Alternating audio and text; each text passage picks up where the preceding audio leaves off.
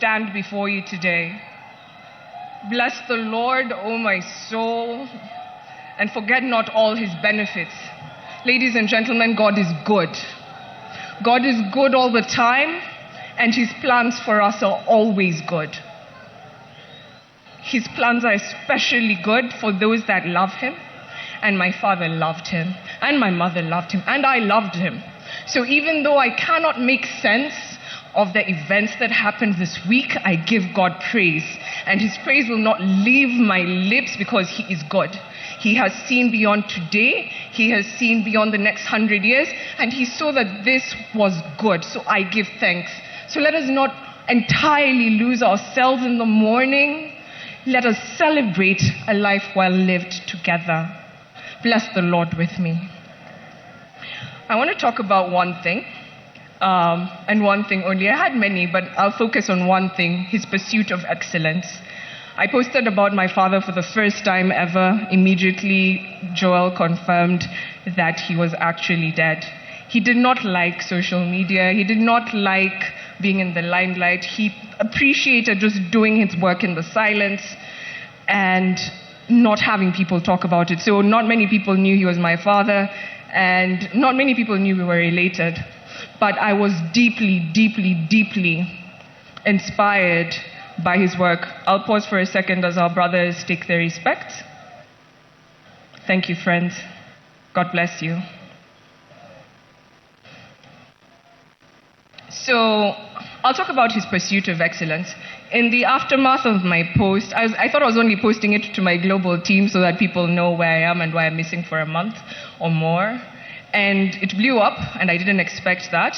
But I promised I'd tell stories of his pursuit of excellence, and I'll tell two memorables right here, right now.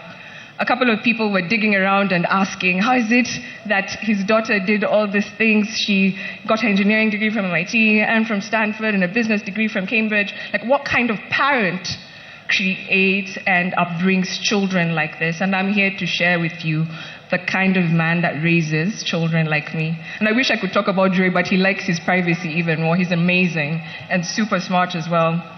Now, parents, if you're wondering, how do I get my child to change not just Kenya, but the world? Live it.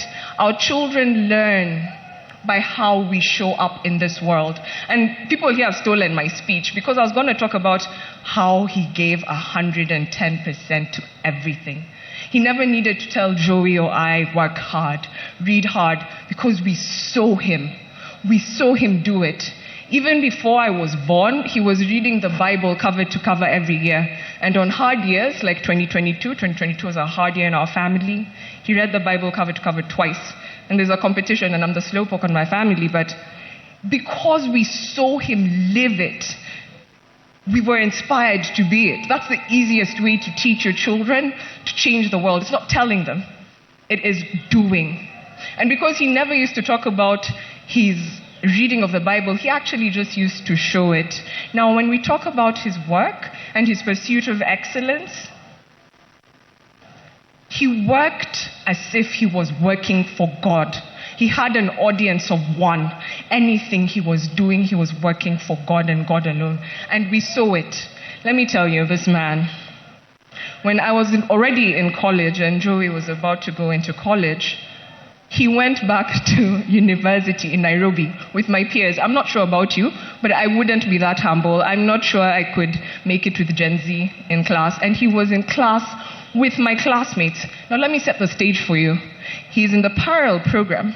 He's based in Laikipia Air Base. He's commuting between Nanyuki and Nairobi for classes, for exams. And those of you who've been to University of Nairobi know it's not an easy path. And Operation Linda Inchi was fully in session, and he had a lot of responsibilities in Laikipia Air Base across the borders. And this man excelled. He got a first class honors with my generation. He was in class with my peers. How could I not but be this? I'll tell you another short story. In 2005, he was posted to France. My father does not speak French, or he did not at that point. He had 6 months to learn a new language from scratch because failure was never an option in his mind. Do you know the man learnt French? And he had to pass to a certain level for them to accept him. It was Napoleon Bonaparte School, the best military school in France. The man did not know French, but he didn't tell his bosses, I can't do it. He jumped right into it, full energy, and he learned French. Now let me give you a complication. During this period, he swallowed a fish bone. It got lodged in his intestines, and he was hospitalized for close to 2 months. He was my size. When I got out of third form and I went to see him in Armed Forces Memorial, he was my size and I was broken. And here he was, sneaking out of Forces Memorial with my mom to go to Alliance Francaise to take his French exams so that he doesn't disappoint the government of Kenya, even as a junior officer. He made it. He passed that level that was needed. He did his postgraduate diploma, and he made excellent leaders and friends from around the world, which is why he's getting so many messages. He met a lot of them in that school, and they were reaching out to us, and they've been so supportive. Actually, before I forget, Kenya Defense Forces, you all have been my family since my birth, and I'm so grateful for the love, support, care you've shown for me, Joey, Mom, and the rest of the family in this period. I'm so grateful. My heart is filled with so much thanks for you. Public servants, distinguished guests, you all have been so caring. We so appreciate you. So, if you leave with only one thing from what I have said today, please pursue excellence. Pursue excellence and work as if no one else is watching you but God, because then your reward is in heaven. Hakuhitaji cheo kuongoza. He didn't need the title to lead. That's why he rejuvenated Military Christian Fellowship with Mheshimiwa Jeff Kingani over there. That's why he found himself leading Habitat for Humanity Kenya, even when there's not. He was always giving his good ideas. He had so many ideas for the country. That's why he was busy planting millions of trees with the forces under his fierce influence. He's planted so many trees for Kenyans. He had such a big heart for this nation. In closing, I'll tell you of his love for Kenya and his loves that you haven't heard of before. He had a big love for his family. He took me to school. Every day he was in the country for all of my elementary school. He loved his family. Fathers, show up for your family because your presence makes a difference. Even now at my big age, he would still show up for me at the airport. He would show up and take me shopping. He would show up and go bowling with my son and my brother. He would show up and just be very present and loving. He would tell Mom, his wife of 40 years,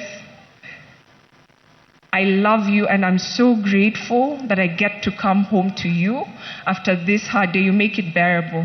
He loved us so dearly. So please love your families and give your all. If all of us can just take a bit of this and give our all to the country, our country will be fast-forward in no time. And I look forward to carrying on that legacy with my brother, who will give his love letter to the people of Siaya, Alego, Kisumu, and the people of this land. Joey, please come up. Thank you all.